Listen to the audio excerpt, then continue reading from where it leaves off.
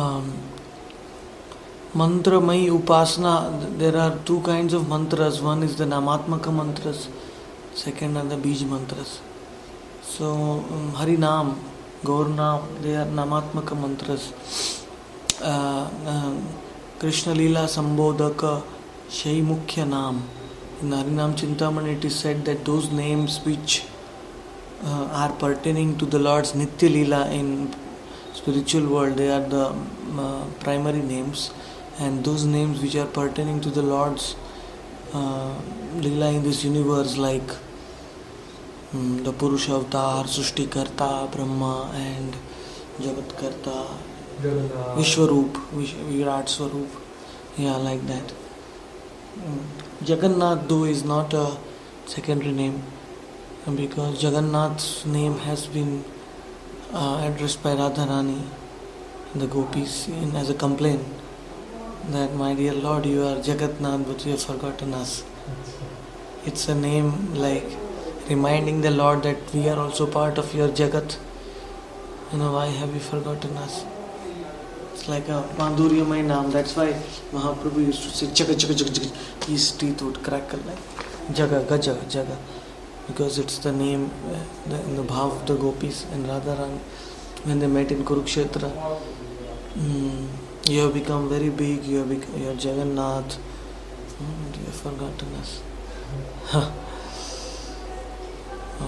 Very few people.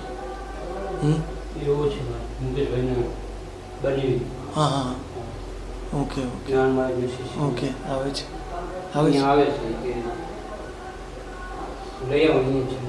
Okay.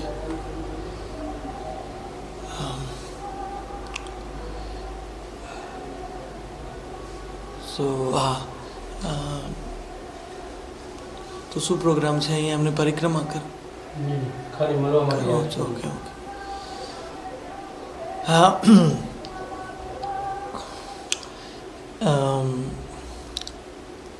So the Bij mantras, starting with the Ram Ananga Bij, they are each having their own specific potencies, and they are basically Mantramay Upasana means Dhyan Samohi Saha. In Hari Bhakti Vilas it is said that Bij mantras are meant to be chanted silently. And when you chant silently, according to Hari Bhakti Vilas, silent chanting is equal to meditation. Dhyan Samohi Saha. So when you chant the Bij mantra silently, you have to meditate on the meaning or the form of that mantra. Every mantra has a particular form, like the Kam Gayatri mantra is pertaining to the 24.5 moons on Krishna's body. It has 24.5 syllables. The Gopal mantra has 18 syllables. And Gaur mantra has 6 syllables, which is known as Mantra Raj Suradruma. It is meditation on the golden form of Lord Gauranga Mahaprabhu, the Gaur mantra, and Guru mantra. It's the process of mantramai meditation. If you want to learn deeply, you can read the book Gaur Govinda Smarana Archana Paddhati by Dhyan Chandra Goswami. It's available as a e-book. Gaur Govinda Smarana Archana Paddhati. Dhyan Chandra Goswami was a disciple of Gopal Guru Goswami. Goswami was the disciple of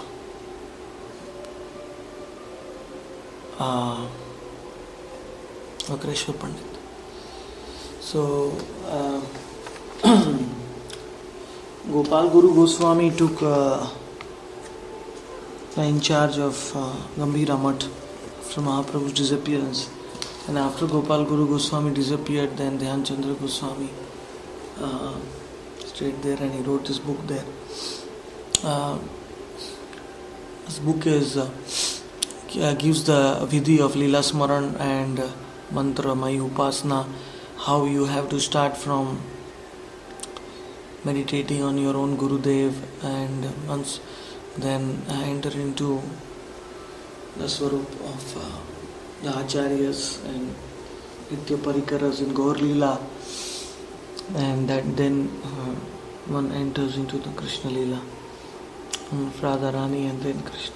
So that's what the Gayatri mantras are also given in that sequence. First you do the Brahma Gayatri. Brahma Gayatri means you pass from this universe and you enter into the Om Bhurbhuva Svaham Tat Saviturvarenyam. Bhargo is the name of Radharani, Devasya Krishna. So it takes you beyond, and then you meditate on the form of your Gurudev, the 6-syllable mantra, and then you chant the Guru Gayatri. Actually, Guru Gayatri was different in the Brahmanda Puran, but Bhakti Siddhanta Saraswati gave us this Gayatri because it is more accessible. Om Gam Bhagavad. There is different mantra for Guru Gayatri in the script, but Bhakti Siddhanta Saraswati gave Krishna Anandaya. Krishna Anandaya means you have to meditate on the form of the Guru who is participating in the Leela. Krishna Anandaya. Krishna Anandaya means he is already in the Leela and you have to see the Swarup of your Guru in his Siddha Deha and meditate, take his blessings, mercy, and then go to Nitai Gaur Leela. And the Acharyas meditate on the Panchatattva. It is described in the Gaur Govinda, all the different mantras for the Panchatattva are also given in the golden effulgence. And then one has to I personally chant the Bij Mantra of Nityananda Prabhu also, and then I chant for Gaur Mantra. So Nityananda Prabhu's Bij Mantra is of 12 syllables, and Janva Anang Manjari, Janva Mata, she is worshipped by that mantra also. So it's a good mantra to chant there in the Baitak. Very powerful. So then we approach Mahaprabhu and we meditate on his Nitya Leela by chanting the 6-syllable Gaur Mantra and various other mantras described. This Gauranga, Gaur Gopal mantra is a 4-syllable mantra, and the Klim mantra mentioned in the Urdhvamnaya Tantra is a 6-syllable mantra. So Jaiva Dharma says that just like Krishna has his own mantra upasana mantras, similarly Mahaprabhu also has his own mantra upasana mantras. Just like if Narsinghadev, partial incarnations like Narsinghadev and Ram can have their own mantras, why can't Gauranga Mahaprabhu, the Supreme Lord, can have his own mantra? So Advaita Acharya was offering to the Lord by chanting the Krishna mantra. He was offering it to Mahaprabhu, but his son Achyutananda reminded him that you can chant the 6-syllable Gaur mantra and offer to the Lord. So, but in the Jaiva Dharma it is said that Gaur mantras are kept very concealed because Gauranga was a Channa avatar. So even his mantras are kept very concealed in the Vedas, the scriptures. And only those who are sarala, non-complicated, can actually see the Gaur mantras in the scriptures. And that's why in Jaiva Dharma you must have read that quotation. So Bhakti Siddhanta Saraswati Prabhupada established the authenticity of this 6-syllable Gaur mantra also in Medinipur in the famous.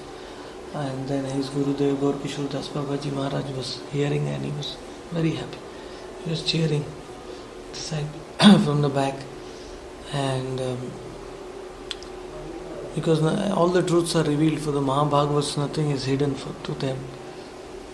So then we come to the Gopal mantra. As you know, the ultimate limit of the Gopal mantra is described in Brihad Bhagavatamrita. Brihad Bhagavatamrita is the best book to read for understanding the depth of the Gopal mantra, because Gopakumar received the Gopal mantra from his Gurudev in Vrindavan, and he started chanting silently, meditating on that mantra. and everything was revealed to him in due course. So he came to He was 18 or 10? 18. Mahaprabhu was chanting 10 syllables. He received the 10 syllables from Ishwar Puri in Gaya. Because Mahaprabhu was in Gopi Bhav, in Radha's Bhav, so focusing solely on that, so he received the last 10 syllables. And Gopakumar, the mantra bore fruit in his heart, the seed sprouted, and everything was revealed to him. He went to Puri and he saw his own Gurudev on the beach. After having darshan of Jagannath, he went to the beach, and the Gopakumar saw his own Gurudev chanting the same mantra. And he asked his Gurudev, what is my main seva to Lord Jagannath? His Gurudev said, never give up your Diksha mantra. Your Diksha mantra is the greatest seva to Jagannath. Chanting Diksha mantra. Now before this, the God Gayatri mantra. Yeah. The Yogpit of Mayapur, is it anyhow related to the Gaur Aarti description which is there in the Gaur Aarti? The Gaur Aarti takes place in the evening at Yogapit, in the banks of the Ganga. And after the Yogapit Gaur Aarti, then the Srivasangan Leela start in the night. So the Panchatattva, if you want to know the descriptions of the Panchatattva in the Yogapit also that Gaur Govind Smaran Archan Paddhati describes, there is a beautiful Singhasan with 4 pedestals studded with diamonds, rubies, emeralds in the Panchatattva. They sit on that in the Yogapit.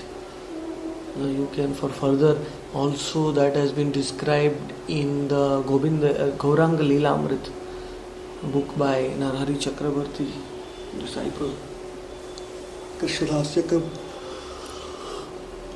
You can read that for description of the Yoga Peeth and the Nitya Leela is going on every day evening. Sandhya Aarti is conducted as part of Nitya Leela, and one can meditate on that by chanting the 6-syllable Gaur Bij mantra as well as the Gaur Gayatri. So both the Bij mantras are also useful too when we worship the deities. You can't worship Gaur Nitai deities without chanting the Bij mantra. You can't offer food. Prabhupada said Namo Mahavadanya, you chant, it's only make compromise until one gets the Bij mantras. Because ultimately, if you don't offer the Lord Bhoga without the Bij mantras, the Lord does not accept it, technically. So the Bij mantra should be followed by Klim.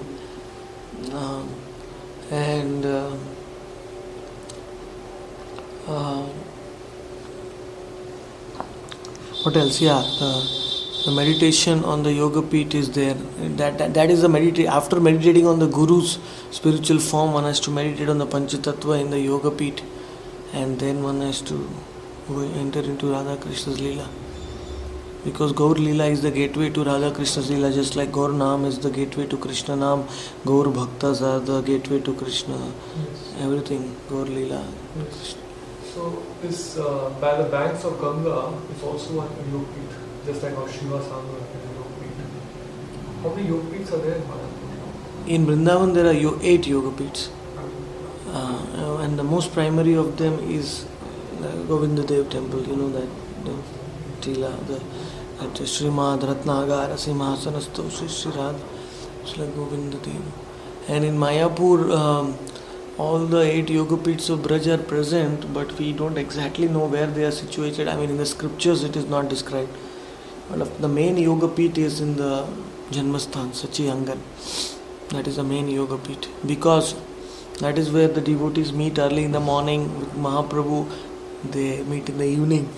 Yoga means Milan. Another Yoga Peeth can be in Srivasangan. I mean, so in the Rasasthali.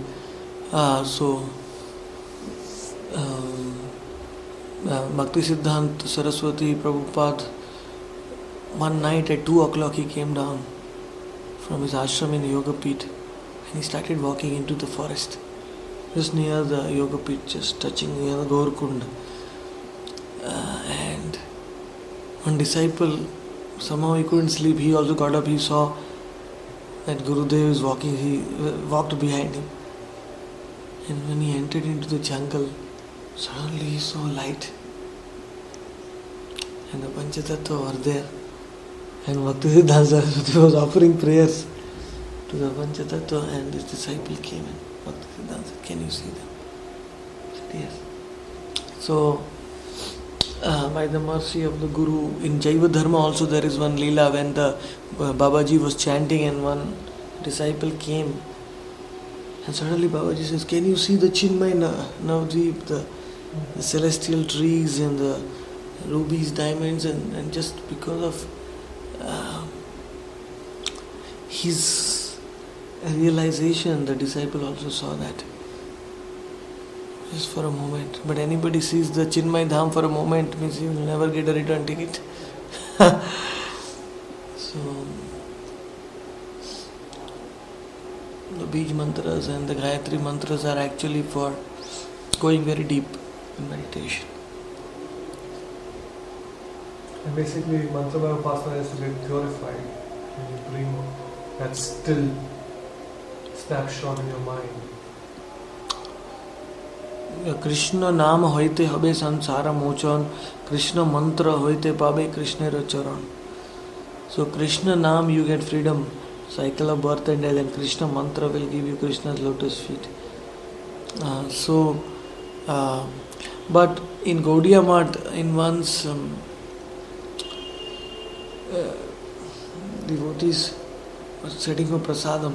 So those who had taken the Diksha, Gayatri Diksha, Brahman Diksha, they wanted to sit on a higher asan, and then Harinam Diksha devotees. So they were fighting. He said, "Give us a higher asan. We are Brahman Diksha, second initiated." So Bhaktisiddhanta Prabhupada came and said, "No, it should be ulta. I mean, those who are Harinam, they should get higher." He wanted to teach them that ultimately the Namatmaka mantra is enough. I mean, the Hare Nama, Hare Nama, Hare Nama, Kevalam. Even the Gayatri mantras are made up of the names only, the names of the Lord. So, if somebody takes exclusive shelter of the names, it's also enough. There is some special mercy. With Gayatri mantras, we are given a chance to nourish our name. Actually, by doing Gayatri mantras, japa, our Harinam japa gets the rasa, it gets deeper. Also, it protects you. Yes, it protects you. Because Gayatri mantras can take you as far as liberation. That's it. So then these mantras, I feel they protect. No, that's only the first Gayatri. The first Gayatri, yeah. Only the Brahma Gayatri. Other Gayatris can take you to Goloka. And even the first Gayatri, according to Vishwanath Chakravarti and Jiva Goswami, they have written that the commentaries on the Brahma Gayatri. They say that Brahma Gayatri means Radha and Krishna. So even Brahma Gayatri can take you higher than liberation if you chant with that. Yes. Wow. So of course they are fully capable. Like Gopakumar did not chant Harinam, but he chanted the 18 syllable Gopal mantra. Whereas some devotees like Haridas Thakur, or they did not chant Gayatri, but they chanted Harinam constantly. So it's traditionally there is a little bit of a controversy in our Gaudiya Sampradaya about Diksha, initiation. Normally they say that Harinam is not given in initiation. Only the Gayatri mantras, the Bij mantras are given by initiation. But that is refuted by Bhakti Vinod Thakur in Harinam Chintamani. He says, Nama Guru hi apnar jivan nera sarvashreshta Guru. In the Harinam Chintamani it is said that Nama Guru is the most important Guru in your bhajan, one who have received Nam, because Nam is ultimately going to give everything. So, Nam Guru, Diksha Guru, maybe the Naam Guru can be the same as the Diksha Guru, or sometimes the Diksha Guru can be different than the Naam Guru, because technically according to the scriptures, any mantra you can different mantra you can take from a different guru. Like sometimes we see devotees taking Harinam from some guru and Diksha from another guru. It's technically correct, because each mantra should be received only once from one guru, but different mantras you can receive from different gurus. Like Parvati, she received the Ram mantra from Shiva, and then Hare Krishna Maha mantra she took from Haridas Thakur in the Benapol jungle when in the cave when she came to test. Then according to Navadvip Dham Mahatmya, again she took the Gauranga mantra from Shiva. So like that. So there are many technical things, but ultimately one should realize that whether one chants the Namatmaka mantra or the Bij mantra, I mean the names have the power in Kali Yuga, and no one is superior to the other, both have the same potency. Can I ask you a question? In fact, but the name Namatmaka mantra has more potency because it can be sung in Sankirtan, whereas the Bij mantras cannot be sung. It can be loudly sung in Sankirtan, so many souls can be benefited, unlike the Bij mantra. On Guru Tattva. Yes. Shiksha Guru, Diksha Guru. Yes. Yes, go ahead. So sometimes you get some instructions from Shiksha Guru, and Guru Tattva is one. Yes. And then sometimes you get some instruction from Diksha Guru. Now, if there's a clash, Right. and if one's bhav is more towards Shiksha Guru than Diksha Guru, Yes. so what is it dependent on the bhav of a disciple, or is there some etiquette which has to be followed? In Krishna Bhajanamrit, this etiquette is described. This particular question is answered by Narhari Sarkar Thakur. I want to actually. There is one translation, but the original shlokas, it's so critical in Krishna Bhajanamrit. They need to be transliterated, because it completely explains the Guru Tattva. What happened in Chaitanya Mahaprabhu's time, there were gurus who were not 100% self-realized, according to Krishna Bhajanamrit, but they are not described in Chaitanya Charitamrit or Chaitanya Bhagavat. Only the Mahabhagavatas are described. But Krishna Bhajanamrit describes gurus on all levels, like guru with low power, medium power, full power, and how one should. And regarding your question, what is described in Krishna Bhajanamrit is that if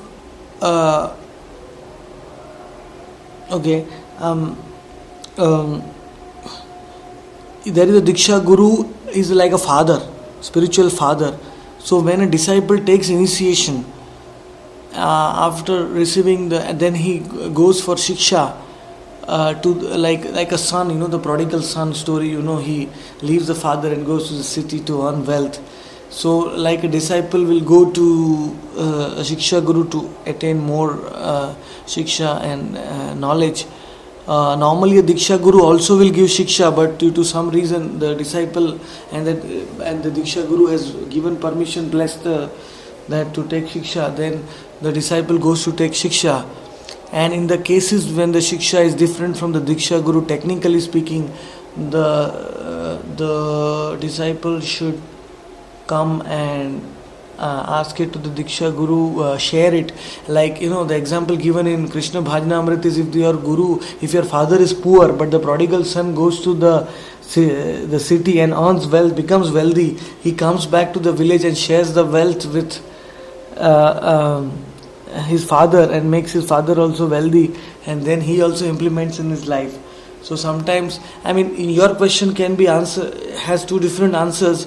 Like if the Diksha Guru has not 100% power, like if he is a medium, Madhyam Adhikari, not an Uttam Adhikari, then the thing will be different in your case. And if the thing is that a Diksha Guru is a Uttam Adhikari, then the ideal thing is to come and to share what you have learnt. And if the Guru says it is fine, philosophically, tattvically, if you find a difference, try to ask. The disciple has to judge the levels of a Shiksha and Diksha Guru? You know, where do they stand? Who's on a higher platform? Yeah, exactly. Because what happens, I'll tell you what happens. If any one guru is not on the highest platform, then there may be some tinge of envy in their heart. So in the Jaiva Dharma it is said that if you go to an advanced guru, Shiksha Guru, and if your Diksha Guru says no because of envy, repeatedly if he tries to stop you for taking guidance from, then such a guru can be left. Narayan Maharaj used to quote this thing very often. But it should be used very carefully also.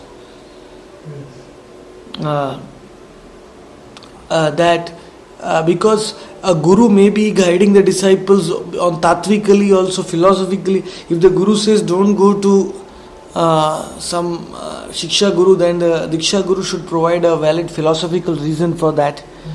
And I mean spiritually and if the guru says no because of envy, then that's a problem. Then the disciple has to judge who is more advanced.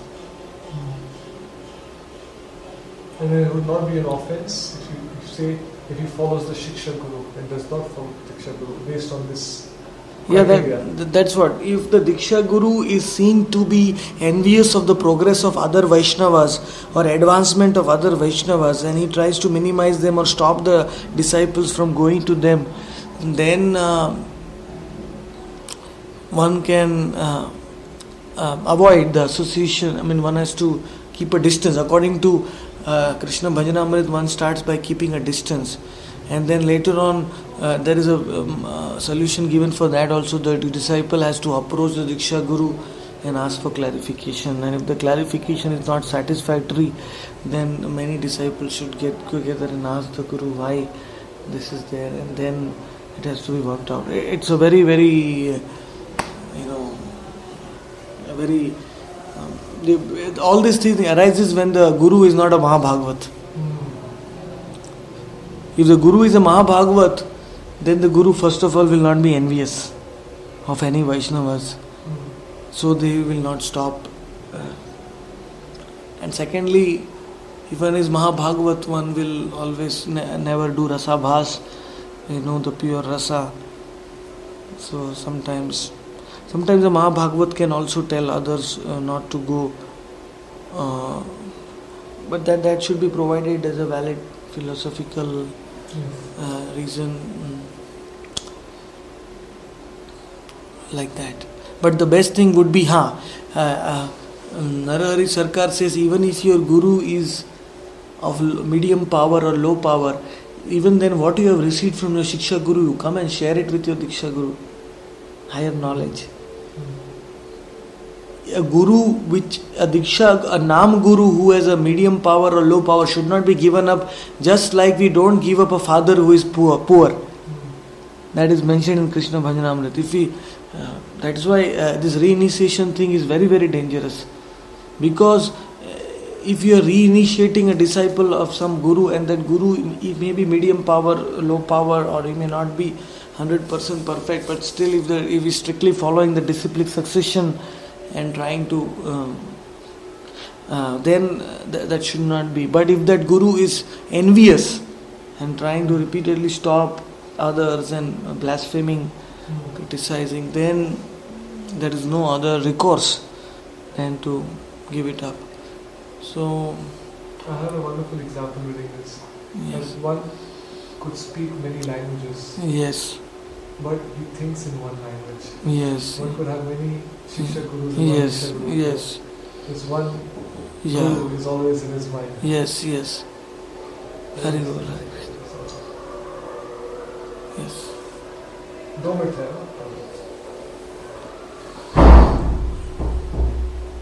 It's a very deep science. Guru Tattva is many are baffled. But actually, there are two books, Krishna Bhajanamrit and Harinam Chintamani. These two books and Jaiva Dharma, 3 books go into the full depths of Guru Tattva.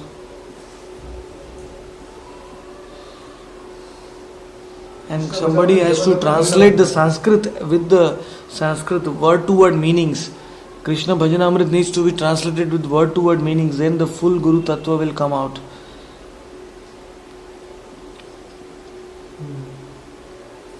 Now we are just quoting randomly, but when one reads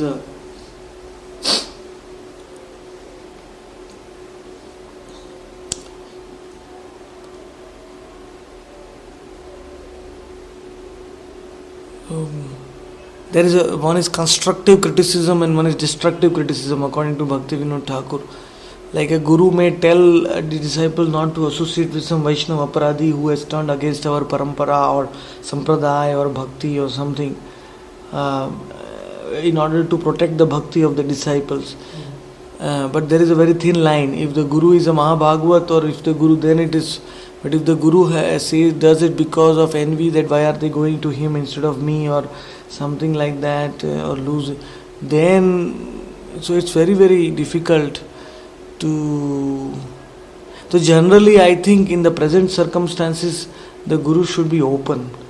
I mean, wherever one is getting in the Bhakti Siddhanta Dhara, wherever, means we already are little closed in the sense that we don't go outside of Bhakti Vinod Thakur, and like the Babajis don't go outside Vishwanath Chakrabarti's Dhara, and we accept the teachings of all Babajis, but we have the heritage, recent heritage also, which is very, very rich in terms of Bhakti Vinod Thakur's writings, and so we also study the books of the Goswamis and Bhakti Vinod Thakur's Dhara, and we in Bhakti Vinod Thakur's Dhara one can take shiksha from anybody. I mean, if that devotee is non-envious, non-political, non-duplicitous, simple-hearted, advanced, one can take shiksha.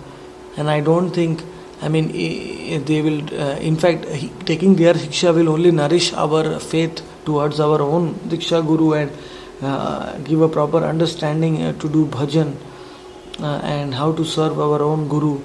When we associate with some pure-hearted Shiksha Guru, then that will inspire us to do, with our own relationship with our Diksha Guru, we'll start understanding our relationship with Diksha Guru even better. So Shiksha Guru is meant to assist that relationship with the Diksha Guru. One more question I have. Some devotees, they say that they don't say that. I want to clarify my understanding. Can pastimes of Radha Krishna be spoken to new devotees to give them some taste and encouragement in their sadhana, bhajan? In this regard, I would suggest you read a very big article compiled by Giri Maharaj from the quotations of Bhakti Vinod Thakur and Bhakti Siddhanta. It's a very beautiful article. It's a very eye-opening article. I have published it. It's on our website. It's about who has the qualification to hear Radha Krishna Leela. It's very, very clear. And the second thing is, you can read Prakrut Rasha Shatadushani, the 100 objections to Sahajjiya Bhav. In that it is said that Rasika Guru Rasa Tattva Kohena Jada Ras Shishya Ke Kohena. I mean, as long as Shishya is situated in Jada Rasa, Rasika Guru will not. But even those who are in Jada Rasa, if they hear the Rasika Katha from a Rasika Guru, their hearts will get purified, because the Rasika Guru is not having any lust in his heart. It's pure, and he's speaking with genuine affection for Radha and Krishna. So even though these are the general rules that Radha Krishna's Leela should not be spoken publicly, but even Prabhupada told that instead of Radha Krishna's dramas, you do Gauranga's Leela. So, but even then, when a Rasika Guru is qualified to change that, I mean, if he feels like talking about Radha and Krishna and with his purity, then... Like one thought is,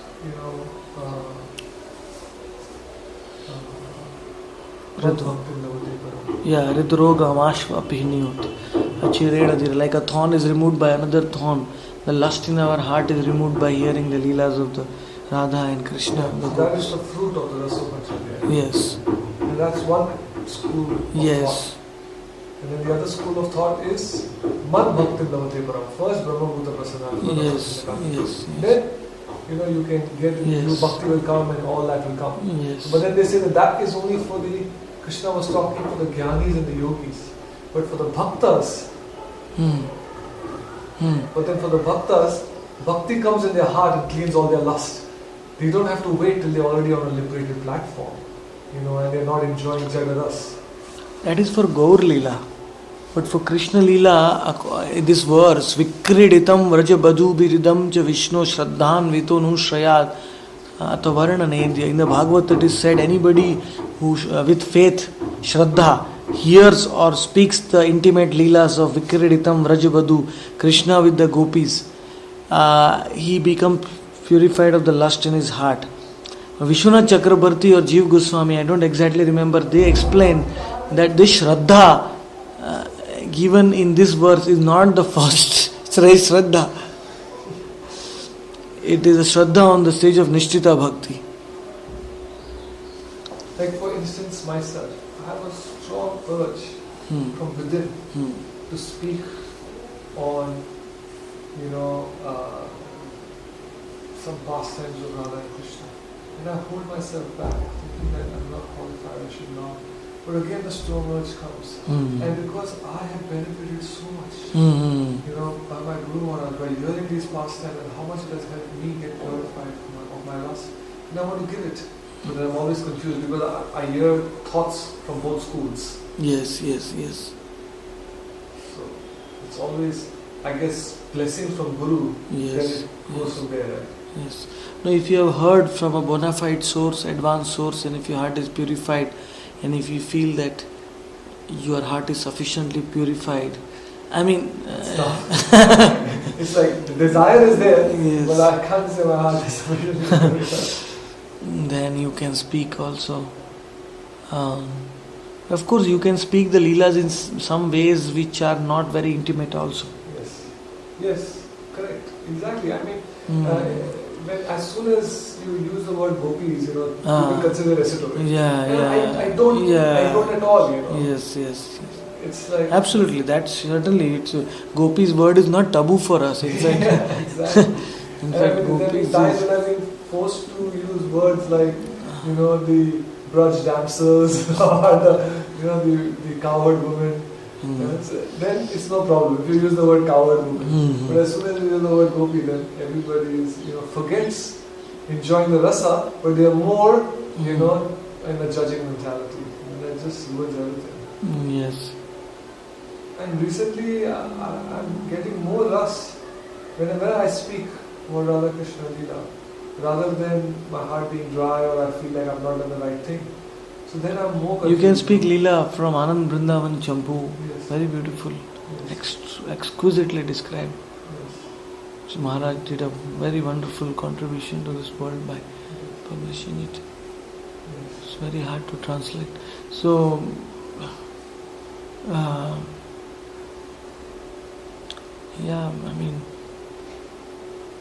you can certainly speak. Like Jaiva Dharma, the Rasa Vichar starts, that is very advanced.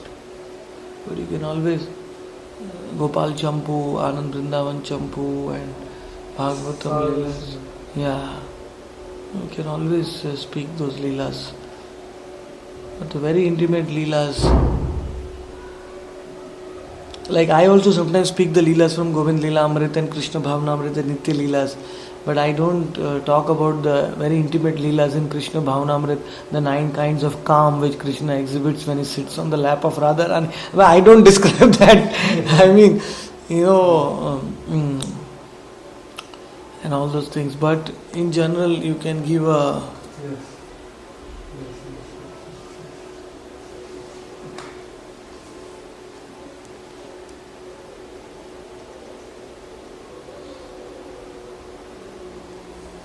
On which website is this article?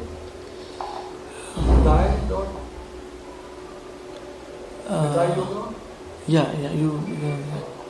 N nb.nu. B. What is B? B for Bhakti. N is Nitai. Nitai Bhakti. And you. And you.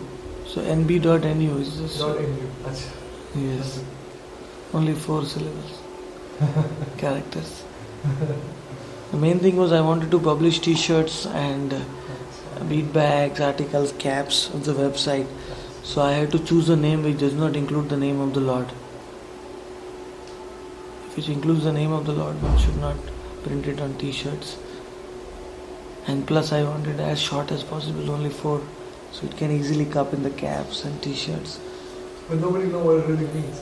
Unless they come on the website. Means if they read nb.nu, won't they know? Nitai Bhakti, how do they get this? Not Nitai Bhakti. I mean, if they read nb.nu on a t-shirt, will they know whether to browse on nb.nu? There will be no www. Maybe, I mean, if they just... Oh, that way they'll reach to it. They'll reach to it. They'll reach to it. Exactly. And if they browse through the website, they'll get much more than chanting once. They will hear the video starting, the audio playing, the photos, the articles. But just by anybody looking at it, he won't know whether it's related to it's a spiritual website Yeah. or what is. But it's better to have a suspense, like, mystery. Mystery means they'll at least browse it once. Yes. Curiosity goes Yes. beyond everything else. Yes. And the miracles website is ng.nu. Achha. It's only focusing on miracles of having by Naam. It's totally for newcomers. I have adopted an orthodox process of attracting the new devotees. Whoever experiences devotees. Yeah.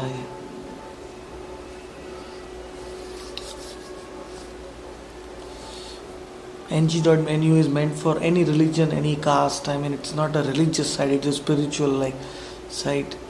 Anybody, it's based on pure sound vibration, mantra meditation, not a Hindu mantra or a Christian mantra, just so that everybody can.